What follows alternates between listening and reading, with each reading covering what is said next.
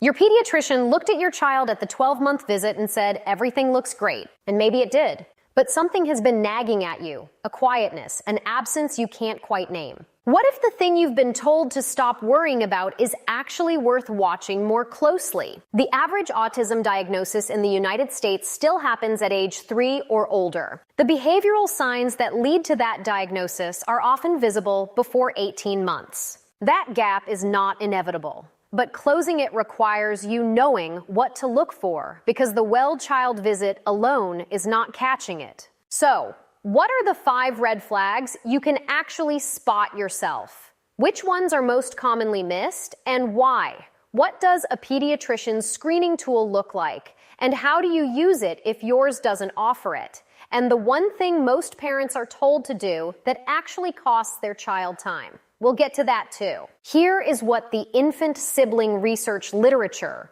the most rigorous early detection work we have, tells us about what these signs look like in real daily moments and what you do the day you see one.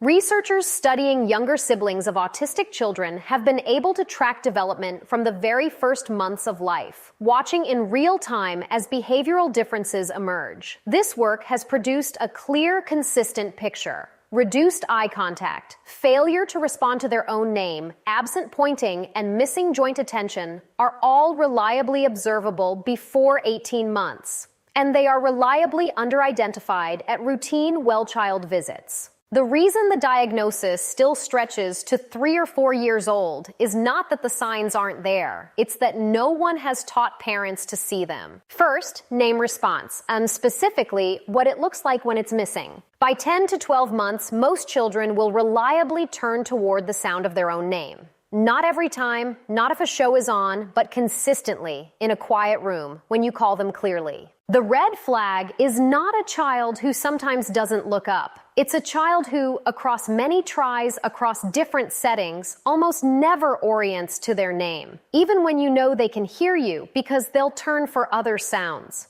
The mechanism here is social salience. The developing brain is learning to treat the human voice, and specifically its own name, as a signal worth orienting to. When that prioritization isn't developing on track, it's one of the earliest observable signs in the literature. So what do? This week, in a quiet room with no screens, call your child's name clearly 3 times with a 30-second gap between each. Note what happens. Not once. Do it across 3 or 4 different days. You are not diagnosing anything. You are gathering information. Second, eye contact, but more specifically than you've probably been told. Reduced eye contact as a red flag is not about whether your child looks at you. Most toddlers with early autism markers do look at their parents. The more specific signal is whether they use eye contact to connect during a shared moment. Whether they glance back at you when something interests them, whether they look at your face to check in when something is uncertain. That back and forth face-to-face checking, that's what the research flags as absent or reduced. Watch for it during play. Does your child look up at you when a toy does something surprising? Do they share delight with their eyes, not just on their own, but with you?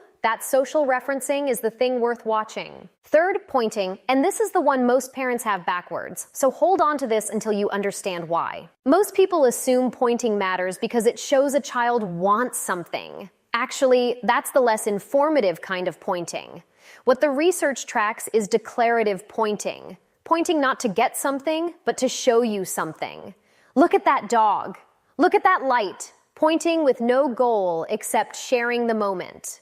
That behavior typically emerges around 10 to 14 months, and when it's absent, not delayed absent, it's one of the most consistent early red flags in the literature. Imperative pointing, the kind that means, give me that, can develop independently and on time even when declarative pointing is missing. So if your child points but only ever to request, that is worth noting. Fourth, joint attention, which sounds clinical, but is something you see every single day. Joint attention is the 3-part sequence. Your child notices something, looks at it, then looks back at you to make sure you're seeing it too. Or you point at something, and your child's gaze follows. Not to your finger, but out to where you're pointing, and then back to you. This coordinated, shared focus behavior is one of the strongest early predictors in the infant-sibling literature, and it's measurable before 12 months in the highest risk populations. If you point across the room, watch whether your child's gaze travels with yours. If they look at your finger and stop there, that's worth tracking. One honest limit here. This research is strongest in children who have an older autistic sibling, because that's the population that was studied most closely. If your child has no family history, these signs still matter. But the predictive weight is built on that higher risk group, so treat these as directions to investigate, not as certainties. Fifth, and this is the red flag that costs families the most time, being told to wait and see.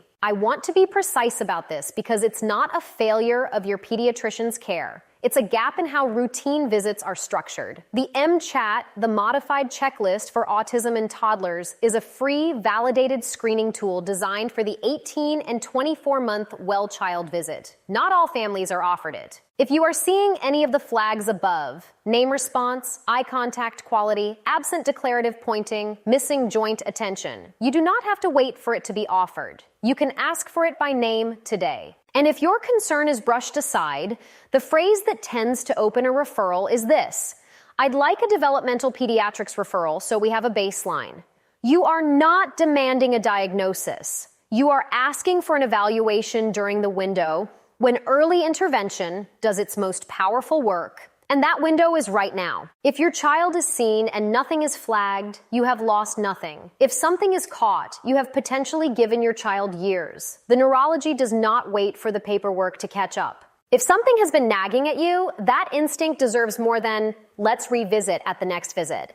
Subscribe if you want research like this delivered in plain language, and tell me in the comments, did your pediatrician offer the MChat at your last well child visit? I read every answer.